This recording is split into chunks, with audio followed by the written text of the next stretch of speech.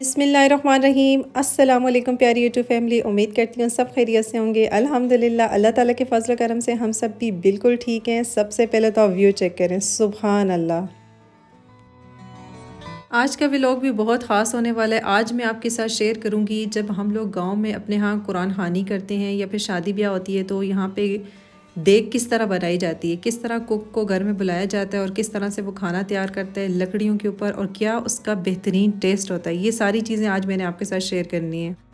हमारे यहाँ गांव में ये रवाज है कि यहाँ पे स्पेशल कुछ कुक मौजूद होते हैं जिनसे खाना बनाया जाता है, चाहे वो शादी ब्याह का खाना हो, चाहे कुरान खानी का हो या कोई भी किसी भी किस्म का त्यौहार हो। कुछ लोग ऐसे होते हैं जो बनी बनाई ऑर्डर पे भी देगें मंगवा लेते हैं, लेकिन जो बनी बनाई ऑर्डर पे देगें लाई जाती हैं वो थोड़ी एक्सपेंसिव हो जाती हैं बजाय उसके कि आप घर में खाना बनाएं। खाना जो घर में पकता है, एक तो ये है कि उसका टेस्ट बहुत लजीज होता है क्योंकि वो लकड़ियों पे पकता है, और दूसरा ये है कि जब आप इकट्ठा सामान लेके आते हैं और काफ़ी सारा सामान बच भी जाता है जो आप बाद में भी इस्तेमाल कर सकते हैं।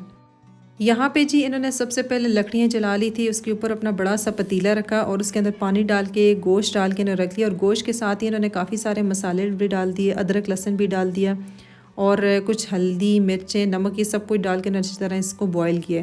साथ साथ आप व्यू भी चेक करें, आज मौसम बहुत ज़्यादा हसीन है, बिल्कुल ऐसा लग रहा है कि बारिश होने वाली है, लेकिन शुक्र अल्हम्दुलिल्लाह बारिश बिल्कुल नहीं हुई क्योंकि अगर बारिश हो जाती तो बहुत ज़्यादा गंद बन जाता, फिर सब कुछ संभालना मुश्किल हो जाता। इसके साथ साथ इन्होंने दूसरी तरफ टमाटर को गोल गोल काट के रख लिया था, आलू को भी छील के गोल गोल काट के इन्होंने रख लिया था। साथ साथ ये अपनी बाकी चीज़ें भी तैयार कर रहे थे जब तक गोश्त जो है वो अच्छे तरीके से बॉयल हो रहा था। एक तो लकड़ियों पे जो गोश्त है वो बहुत जल्दी बॉयल होता है, ज़रा भी ज़्यादा टाइम नहीं लेता। दूसरी तरफ ये धनिया भी काट के रख रहे थे, साथ ही सब्ज़ मिर्चें भी काट के इन्होंने रख ली थी।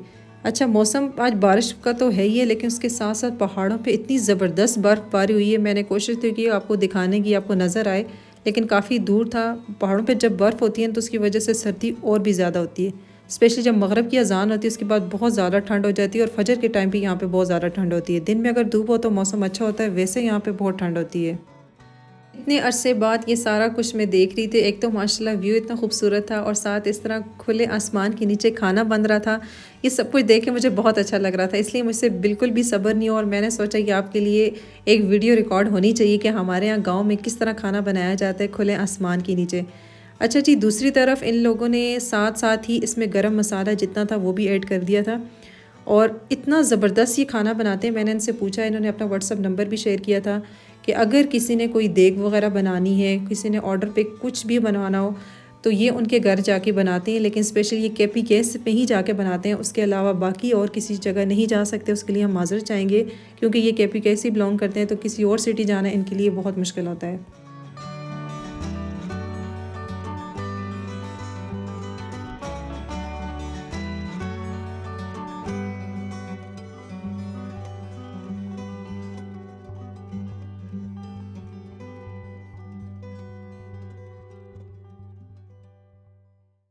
जब गोश्त बॉयल करने के लिए रखा था तो उसके साथ ही इन्होंने सारे गरम मसाले भी डाल दिए थे। अब ये बिरयानी मसाले के 2 पैकेट भी इसके अंदर इन्होंने ऐड कर दिए थे। नमक मिर्चें हल्दी अदरक लहसुन पेस्ट सब कुछ इन्होंने इसके साथ ही ऐड कर दिया था। अच्छा, ये वाली जो बिरयानी थी ये बग़ैर प्याज की थी।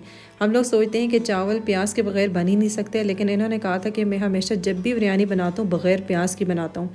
तो हम यही सोच रहे थे कि बग़ैर प्याज की बिरयानी का तो कोई टेस्ट ही नहीं होगा, लेकिन जब ये माशाल्लाह बन के तैयार हुई बिल्कुल भी नहीं लग रहा था कि इसके अंदर प्याज नहीं। क्या खूबसूरत इसका टेस्ट था कि मैं लफ्ज़ों में बयान नहीं कर सकती।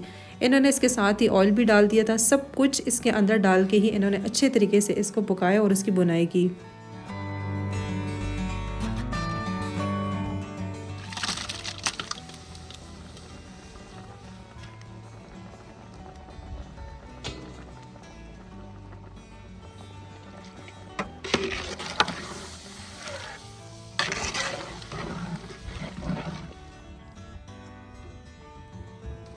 यहाँ पे जी इन्होंने दही के अंदर ही जर्दे का रंग डाल दिया था और इससे बहुत ही खूबसूरत कलर आया था। तो इनके मिक्स करने का तरीका कुछ इस तरीके से था, एक बड़े से पतीले के अंदर इन्होंने काफ़ी सारा दही डाला और साथ ही इन्होंने जर्दे का रंग भी डाल दिया। जब इनका मसाला जो था वो पक के तैयार हो गया था, इन्होंने इसको एक अलग से टब में निकाल के साइड पे रख दिया और इसको ठंडा करने के लिए छोड़ दिया। दूसरी तरफ इन्होंने वो बड़े वाले पतीले के अंदर बहुत सारा पानी डाल के और चावल डाल के अच्छे तरीके से उसको बॉयल किए। जब पानी अच्छी तरीके से बॉयल हो गया था उसके अंदर इन्होंने अपने चावल डाल दिए। अच्छा, ये चावल पकाने से पहले 3 घंटे पानी में इन्होंने भिगो के रखा था, नीम गर्म पानी के अंदर इन्होंने भिगोया था। और चावल भी बिल्कुल नॉर्मल था, कोई बहुत ही अच्छा चावल नहीं था, नॉर्मल चावल था। लेकिन पकने के बाद ये इतना खूबसूरत इसका टेस्ट था और बिल्कुल खिला खिला हुआ चावल था।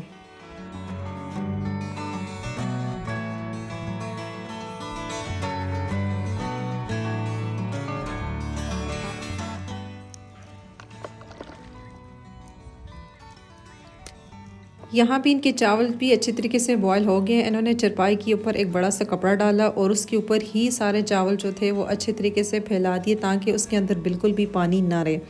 इन चावलों को इन्होंने बहुत अच्छी तरीके से नहीं गलाया था, बस जैसे हम बिरयानी के लिए एक कन्नी रह जाती है इस तरीके से बॉयल करते हैं, इसी तरह से तकरीबन इन्होंने बॉयल किया। तो थोड़े खड़े खड़े चावल थे क्योंकि इन्होंने कहा था कि बिरयानी का जो चावल होता है वो ज़्यादा दम पे पकता है, पहले आपने हल्का सा पकाना होता है, ज़्यादा नहीं पकाना होता।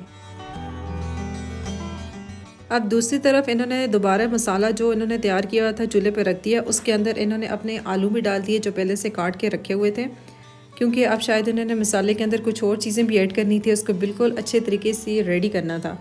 आलू डालने के बाद इन्होंने इसके अंदर जो उन्होंने कलर बनाया था दही के अंदर जर्दे का रंग, वो भी इन्होंने सारे का सारा इसके अंदर ही शामिल कर दिया था।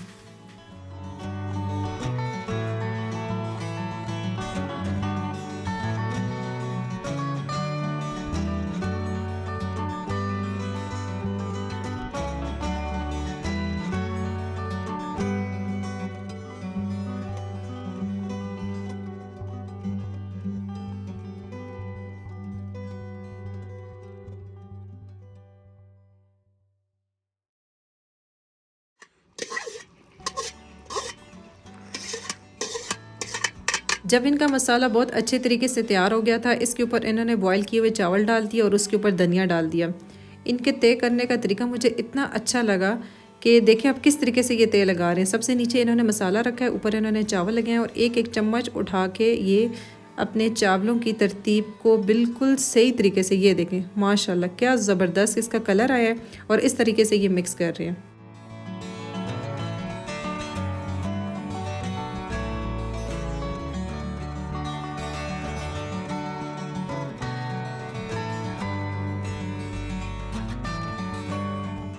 चावल भी बिल्कुल खिला खिला हुआ था और खुशबू भी बहुत ज़्यादा ज़बरदस्त आ रही थी। सफ़ेद चावल अगर बिरयानी में नज़र ना आना तो लगते ही नहीं है कि ये बिरयानी है। सफ़ेद चावल और पीले चावल बिल्कुल अलग अलग और बहुत ही ज़्यादा खुशबूदार थे।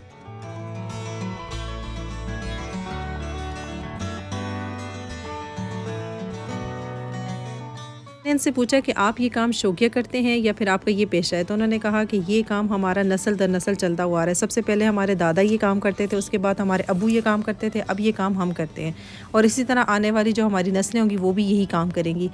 इनकी ये बात मुझे बहुत अच्छी लगी है कि गाँव में किसी की अगर शादी होती है, कोई भी त्यौहार होता है तो आप इनको बुलाएँ तो, और ये आप बाज़ार की निस्बत आपको बहुत ज़्यादा सस्ते पड़ते हैं, इसलिए लोग ज़्यादातर इसी को वैल्यू देते हैं कि बजाय बाज़ार पकी पकाई देख लें, इनको ला के इन्हीं से पकवा लेते हैं।